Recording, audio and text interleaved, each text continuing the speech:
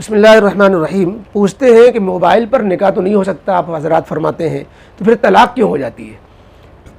Mobile पर कोई तलाक़ दे दे, अपनी बीवी को बोल दे, तो मसला यही है कि तलाक़ पड़ जाती है।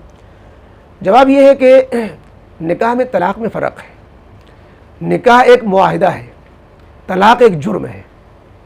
निकाह मुआहिदा है, मर्द औरत के दरमियान, मियाँ बीवी के दरमियान एक मुआहिदा होता है।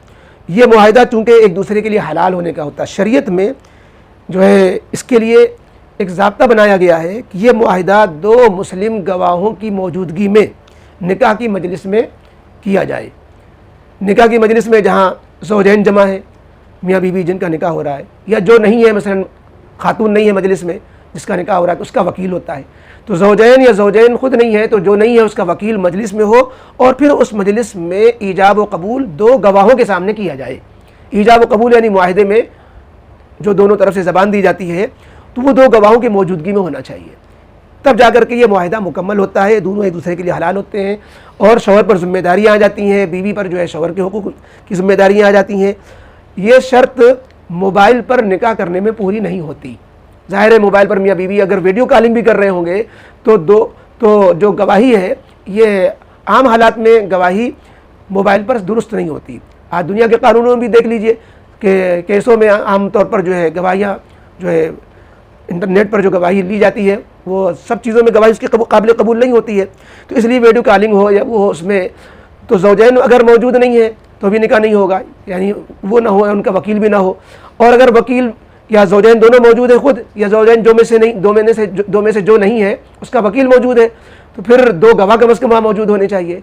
जाहिर है कि मोबाइल पर निकाह में ये शक्ल आमतौर पर नहीं होती। हाँ, अगर ये तकाज़े पूरे कर दिए जाएँ तो हो सकता है, मसलन जो साहब अरब में है लड़का, वो हमको वकील बना दे, और लड़की के यहाँ काजी जी को बुला लिया जाए जिसको निकाह पढ़ाना है, या हम खुद निकाह पढ़ाएँ और हम वकील भी बन जाएँ लड़के के, और दो गवाह भी हो। तो अब हम ये कहेंगे कि ये जो है एक तरफ जिसका निकाह हो रहा है लड़की भी मौजूद है, और जो लड़का मौजूद नहीं उसकी तरफ से वकील मसलन हम मौजूद हैं, और फिर ईजाब व कबूल करते वक्त दो गवाह भी मौजूद हैं, और फिर वो उसने जो हमको मोबाइल पर वकील बना दिया है, तो मोबाइल पर वकील बनाने की वजह से अब निकाह सही हो जाएगा। ये मोबाइल पर निकाह नहीं कहलाएगा, क्योंकि निकाह थोड़ी मोबाइल पर हो रहा है। निकाह तो हो रहा है काजी की मजलिस में और दो गवाहों की मौजूदगी में, सिर्फ मोबाइल पर उसने वकील बनाया है। तो बहरहाल निकाह तो ना होने की वजह यह है।